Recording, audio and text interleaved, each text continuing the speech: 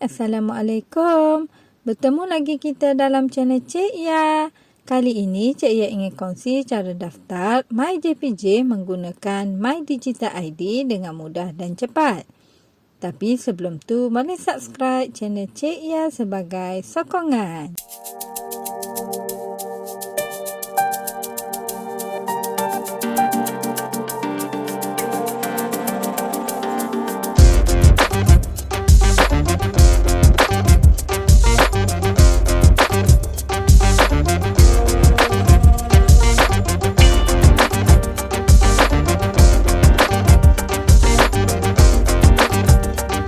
Okey, mula-mula sekali bagi sesiapa yang belum pernah lagi daftar akaun MyJPJ ataupun tiada lagi aplikasi MyJPJ, boleh download dulu aplikasi tersebut di Play Store ataupun App Store dalam telefon kita. Manakala bagi yang dah ada akaun MyJPJ ataupun aplikasi MyJPJ, kita boleh je terus buka aplikasi ini di telefon kita. Okey, ini adalah paparan utama MyJPJ.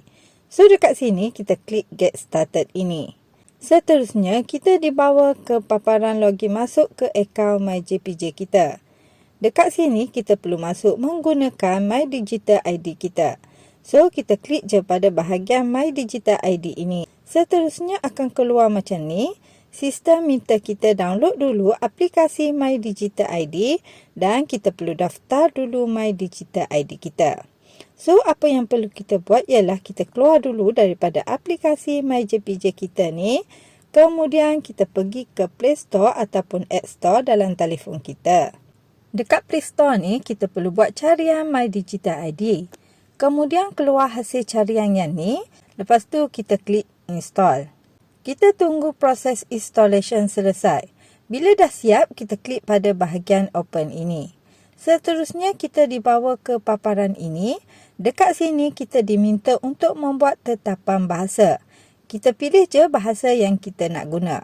Macam Cik Ya ni, Cik Ya pilih bahasa Malaysia. Lepas tu kita klik teruskan. Seterusnya kita dibawa ke paparan utama My Digital ID ini. Okey, dekat sini kita perlu daftar online ini. Lepas tu keluar dasar privasi ini. Dekat sini kita baca dulu semua dasar yang diberi. Bila dah siap baca, kita klik pada kotak kecil ni sebagai tanda persetujuan kita.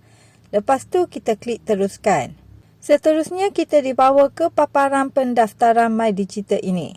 So dekat sini kita perlu selesaikan 3 langkah yang diminta ini. Untuk langkah pertama ni kita perlu masukkan alamat email kita dekat sini. Alamat email ni mestilah yang aktif ya, sebabnya nanti kita perlu buat pengesahan akaun My Digital ID kita melalui email ini. Lepas tu kita klik je seterusnya. So kita dibawa ke langkah yang kedua. Dekat sini kita perlu masukkan nombor OTP yang dihantar ke alamat email kita yang kita masukkan tadi di langkah yang pertama. Ini adalah contoh email yang kita akan dapat. Dekat email ni akan ada nombor OTP yang diberi.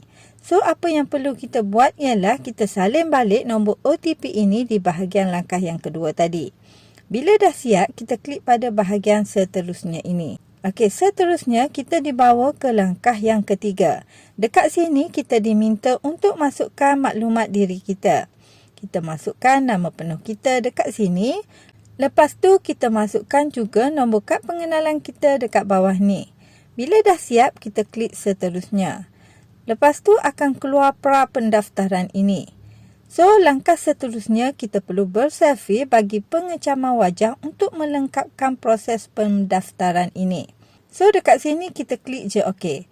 Lepas tu secara automatik kamera selfie telefon kita akan dibuka. So, kita ambil gambar mengikut arahan yang diberi. Lepas dah siap semuanya, akan keluar paparan cipta kata laluan ini. So, dekat sini kita perlu cipta kata laluan bagi akaun My Digital ID kita. Lepas dah cipta, kita salin balik dekat bahagian bawah ni. Lepas tu, kita klik OK. Seterusnya akan keluar paparan tahniah ini. Ini bermaksud kita dah pun berjaya daftar akaun My Digital ID kita. So, seterusnya apa yang perlu kita buat ialah kita pergi balik dekat aplikasi MyJPJ kita tadi. Kita buka balik dan dekat bahagian login ni, kita klik je pada My Digital ID yang ni. Seterusnya akan keluar paparan My Digital ID ini. So dekat sini kita klik je pada bahagian Ya ini. Seterusnya akan keluar paparan yang ni, Hantar Digital ID. Dekat sini sekali lagi kita klik Ya. Lepas tu akan keluar paparan kata laluan ini.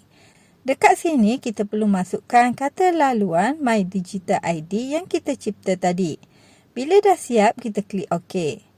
Seterusnya akan keluar paparan JPJ EID Access Limit ini. So dekat sini kita diberi pilihan sama ada untuk upgrade akaun MyJPJ kita kepada standard ataupun advanced. So kita terus je upgrade kepada advanced. Sebabnya dengan akaun MyJPJ advanced ni, kita boleh akses semua urusan JPJ secara online. Dan upgrade ini adalah free sahaja. So, kita klik je pada upgrade to JPJ EID Advanced ini dan kemudian kita akan dibawa ke paparan ini. Dekat sini kita perlu masukkan nombor telefon kita dan juga alamat email kita. Lepas tu kita klik submit. Seterusnya keluar status macam ni, successfully upgrade to JPJ EID Advanced ini. Lepas tu, secara automatik akan keluar paparan halaman utama akaun MyJPJ kita. So, kita dah pun berjaya login akaun MyJPJ kita menggunakan akaun My Digital ID. Mudah kan? Itu sahaja perkongsian Cik Ya kali ini. Jumpa lagi next video. Bye!